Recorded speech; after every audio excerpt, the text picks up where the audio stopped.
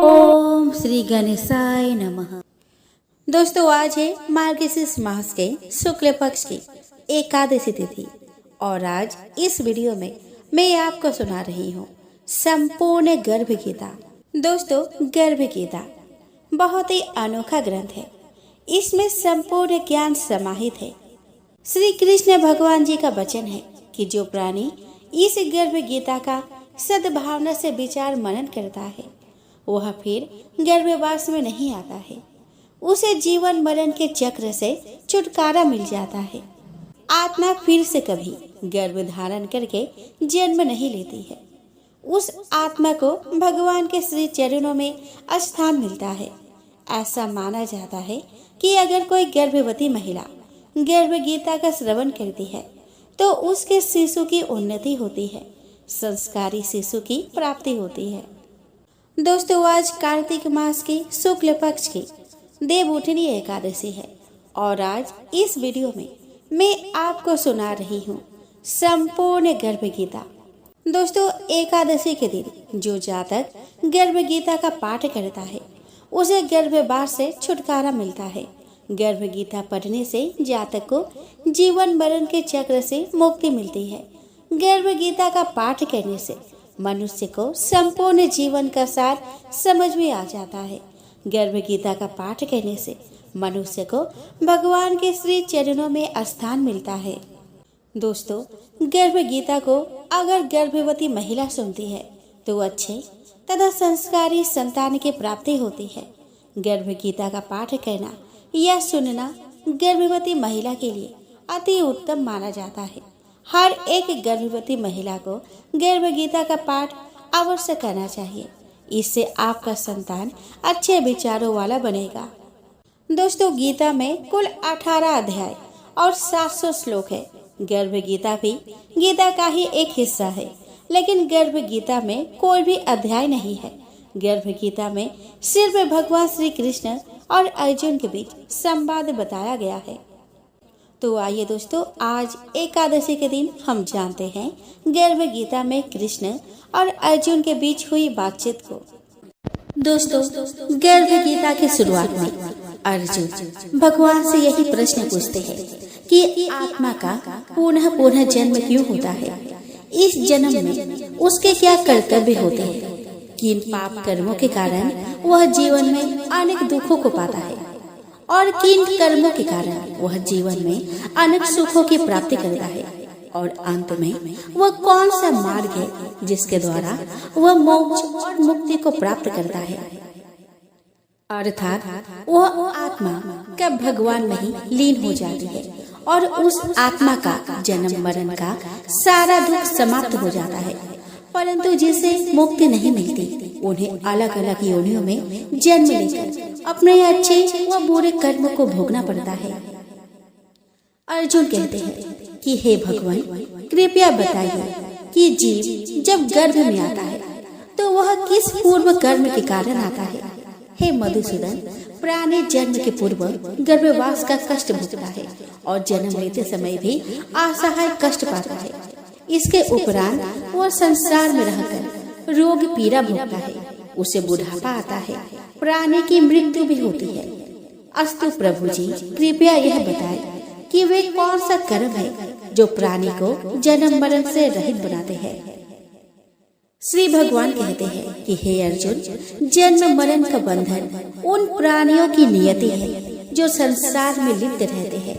ऐसे प्राणी संसार में अनुरक्त रहते हैं, अर्थात संसार के नश्वर पदार्थों से ही प्रेम करते हैं। वे संसारिक वस्तुओं की कामना करते हैं।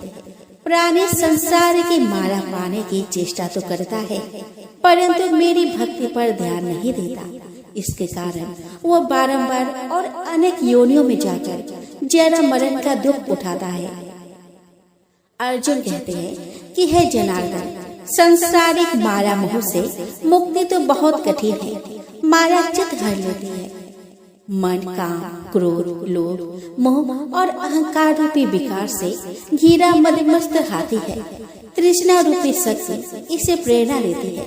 5 विकारों में अहंकार प्रबल है जो कि प्राणी को नरक में ले जाता है। हे ऋषिकेश, इस मदमस्त हाथी को कैसे भस्म किया जाए? मन को भक्ति में लगाने हेतु क्या उपाय करना उचित है?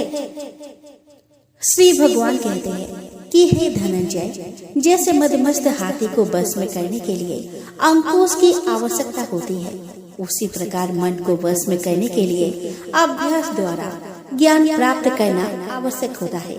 भक्ति और ज्ञान बराबर अभ्यास करते रहने पर ही प्राप्त होती है।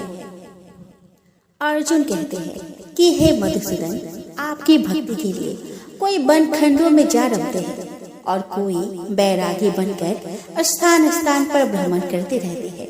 हे प्रभु, कृपया बताएं कि आपकी भक्ति कैसे मिल सकती है? श्री भगवान बोलते हैं कि हे अर्जुन, मेरी खोज में वन वन भटकते सन्यासी अथवा स्थान स्थान पर जाने वाले बैरागी मुझे तब तक प्राप्त नहीं कर पाते जब तक उनके हृदय में मेरा निवास नहीं होता।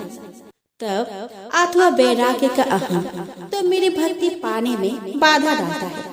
जटा धारण करने अथवा भस्म लगा बैरागी बनने मात्र से जीव मेरे कृपा का पात्र नहीं बन जाता। अहंकारी को तो मेरा दर्शन सुलभ ही नहीं होता। मैं शुद्ध हृदय वाले सतत अभ्यासी ऐसे जीव को मिलता हूँ जो काम, क्रोध, मोह, ममता और अहंकार से परे है। अर्जुन कहते हैं कि हे माधव, प्राणी पंच विकार जनित प्रवृत्ति के कारण लौकिक जीवन नष्ट कर लेता है। हे मुरारी, कृपया बताएं कि वह कौन सा पाप है जिसके कारण किसी व्यक्ति की स्त्री असमय मर जाती है? किन पापों के फल स्वरूप अल्पायु में पुत्र मर जाता है? कौन से पाप के कारण व्यक्ति वीर्यहीन हो जाता है?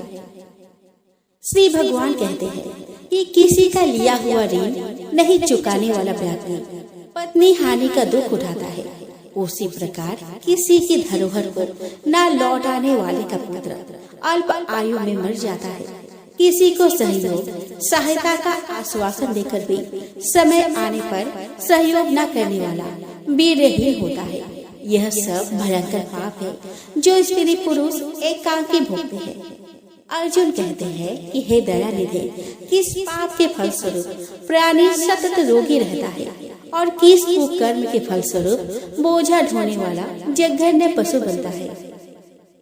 श्री भगवान कहते हैं कि हे अर्जुन, कोई सौभाग्य काक्षिणी कन्या को बेचने वाला सतत रोगी रहता है। अभक्ष्य भोजन और मादक द्रव्य का सेवन करने वाला अधम योनि में जन्म लेता है।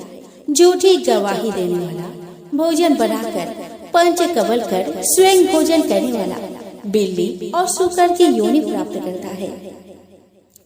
अर्जुन कहते हैं कि हे प्रभु, इस संसार में जिनको आपने धन धान्य दिया है और उत्तम साधन दिए हैं, तो उनका पुण्य क्या था? श्री भगवान कहते हैं कि उत्तम रीति से सुयोग्य पात्र को स्वर्ण आदि दान करने वाला धन धान्य और वाहन आदि पाता है। सत्य सनातन वैदिक रीति से सुयोग्य वर को विधि पूर्वक कन्यादान करने वाला उत्तम मानव योनि का अधिकारी बनता है।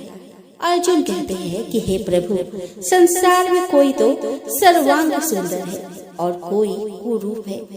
सो श्रेष्ठ स्वास्थ्य और स्वरूपवान शरीर किन पुण्य से मिलता है? श्री भगवान कहते हैं कि हे कौन्तेय, पुरुष का रूप स्वरूप नहीं, गुण महत्वपूर्ण है, फिर भी आकर्षक देह संत विद्वानों की सेवा एवं निरंतर ज्ञान की आकांक्षा के फलस्वरूप मिलती है। अर्जुन कहते हैं कि हे दयानिधि, प्राणी धन और सांसारिक सुखों से मोह क्यों रखता है? श्री भगवान कहते हैं कि हे महाबाहु, अगर मेरी कृपा से प्राणी वर्जित हो जाए तो धन दौलत और सांसारिक रूप आदि से प्रीति करने लगता है। यह सब नाशवान है। विवेकी साधक को इसे दूर रहना चाहिए। जो व्यक्ति सांसारिक व्यामोह से मुक्त हो काशी, हरिद्वार, अवंतिका, अयोध्या आदि पवित्र स्थलों के दर्शन और मेरी निष्काम भक्ति करता है, वह राजा जैसे संपन्नता और ज्ञान प्राप्त करता है। इसी प्रकार विनम्र भाव से दान करने वाला, कामना रहित होकर दूसरों की सेवा करने वाला सदा अपनी आवश्यकता अनुसार धन पाता है, उसकी काया निरोगी रहती है। अर्जुन कहते हैं कि हे प्रभु, प्राणी में रक्त विकार, खंड वायु, अंधा अथवा पंगुता का कारण क्या है, बताने की कृपा करें। श्री भगवान कहते हैं कि हे धनंजय, मेरी भक्ति से परे माया लिप्त नैसे व्यसनों में रत रहने वाला, क्रोधी, रक्त विकार, आलस्य में डूबे, दारिद्र्य, शील संयम रहित, खंड वायु जैसे रोग से ग्रस्त होते हैं, पतिव्रत धर्म का उल्लंघन करने वाली स्त्री और संयम रहित पति में पंगुता और ज्योतिहीनता आती है। अर्जुन कहते हैं कि हे जगत गुरु, कृपया करके गुरु दीक्षा के विषय में कुछ बताइए। श्री भगवान कहते हैं कि हे कौंतेय, तुम धन्य हो और धन्य है तुम्हारी माता। तुम्हारा यह प्रश्न संसार के लिए कल्याणकारी है। हे पार्थ, संयमी और इंद्रियों को वश में करने वाला कोई सिद्ध पुरुष जो इस भक्ति और परोपकार में लगा हो, गुरु रूप धारण करे। अपने गुरु के मार्गदर्शन में मेरी आराधना कर व्यक्ति गुरु कृपा से मेरी भक्ति पाता है। ऐसे गुरु से विमुख प्राणी सप्तग्राम को मारने का पाप भोगता है। उसका मुख देखना भी पाप है। जैसे मदिरा भांड से सटा गंगाजल अशुद्ध हो जाता है, उसी प्रकार गुरुद्रोही गृहस्थ साधक की साधना निष्फल रहती है। ऐसा व्यक्ति कुकुर, सूकर, गर्दभ, काक आदि योनियों को पाता है। वो अजगर के समान आलस्य में डूबा तिरस्कार पाता है। अतः गुरु आज्ञा पालक साधनशील व्यसन रहित जीवन व्यतीत करना चाहिए। हे धनंजय, गुरु दीक्षा बिना साधक का उद्धार नहीं होता है। मेरी भक्ति की इच्छा करने वाले को गुरु धारण करना उत्तम है। जैसे नदियों में गंगा, व्रतों में एकादशी और जीवों में मनुष्य तन श्रेष्ठ है, उसी प्रकार साधक की सिद्धियों में गुरु कृपा श्रेष्ठ है। गुरु सेवा का फल अश्वमेध यज्ञ से भी अधिक फलदायी है। इति संपूर्ण गर्भ गीता यही समाप्त होता है।